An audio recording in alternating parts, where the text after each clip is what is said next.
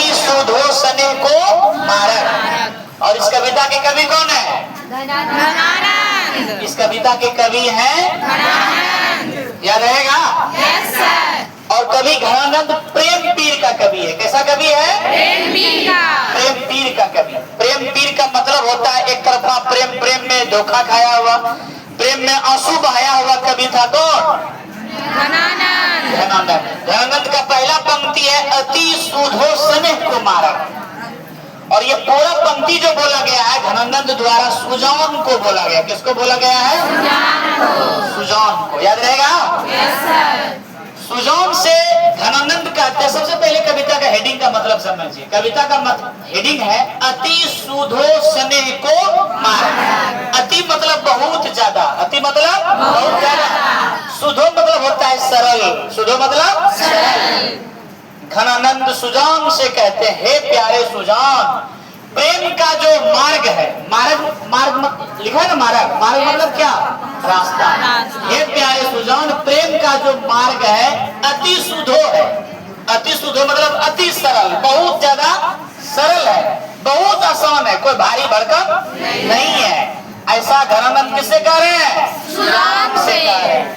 अति सुधो स्नेह को मार्ग। स्नेह मतलब होता है प्रेम, स्नेह मतलब क्या? प्रेम। मार्ग मतलब रास्ता। घनानंद सुजान से कहते हैं प्यारे सुजान, प्रेम का जो रास्ता है अति सुधो है, अति सरल है, अति मनमोहक है, सरल है, कोई मतलब भारी नहीं है। अगला कविता में यही बात है, अति सुधो स्नेह को मार्ग। हे प्यारे सुजान, प्रेम का रास्ता अति सरल है, अति सुंदर है। उसके बाद क्या कहता है? अब यहाँ से अर्थ समझिएगा। लिखा है क्या? जहां नेकू, जहां नेकू मतलब जहां नहीं है, जहां नेकू मतलब जहां नहीं है। क्या जी? सयानक। सयानक का मतलब सयानापन, होशियारी, चालाकी। समझे? सयानक का मतलब क्या? होशियारी और क्या? चालाकी। जहां नेकू, जहां नहीं है, सयानक मतलब सयानापन नहीं है, बौक नहीं। प्रेम का रास्ता बड़ा सरल है, सुंदर है, जहां पर किसी प्रकार का चालाकी, होशियारी चलता नहीं है। ऐसा घनानंद किसको कह रहे हैं? सुजान को कह रहे हैं। आगे क्या लिखा है? तहाँ सोचे चले। ये लिखा है? क्या लिखा है? तहाँ सोचे चले। कवि कहते हैं हे प्यारे सुजान, प्रेम के मार्ग में तहाँ सोचे चले। सोचे मतलब सच, सच्चाई। प्रेम के रास्ते में केवल क्या चलता है? सच्चाई चलता है, झूठ नहीं चलता।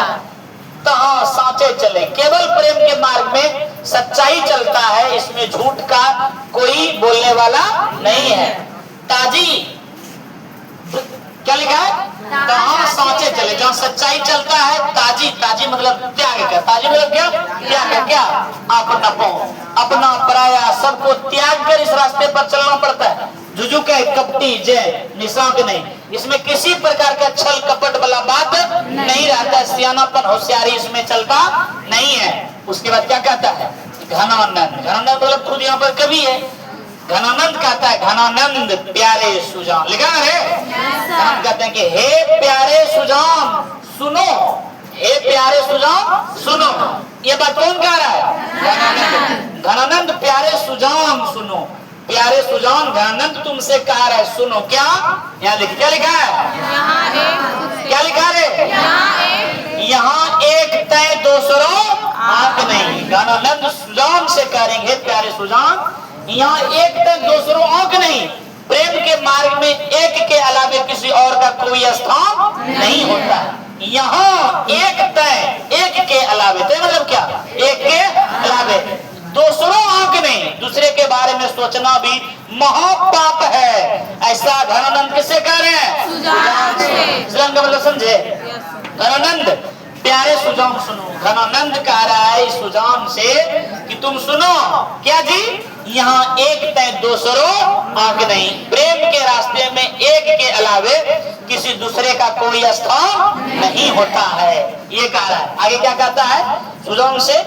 तुम कौन धो पाठी पढ़े हो। सुजान से कहते हैं घनानंद की हे प्यारे सुजान, तुम कौन सा पाठ पढ़ी हो, तुम कौन सा किताब पढ़ी हो। कभी कहते हैं कि सबको अलग अलग किताब पढ़ता है, लेकिन तुम कौन सी किताब पढ़ी हो, तुम कौन दो पाठी पढ़े। हे प्यारे सुजान, तुम कौन सी किताब, कौन सा पुस्तक, कौन सा पाठ पढ़े हो, कौन सी किताब को तुम पढ़ी हो? क्या लिखा है? कहो मन लेहूं पे देहूं छटाक नहीं, कि मेरे मन को तुम हर लेती हो। मन लेहूं पे देहूं का मतलब मेरे मन को तुम हर लेती हो।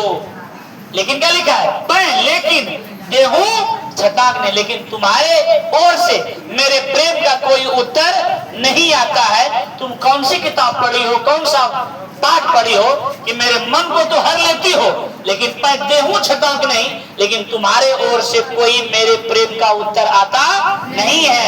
ऐसा घनानंद किससे कह रहे हैं? समझे बात को? अब कलम लीजिए और अर्थ में लिखिएगा।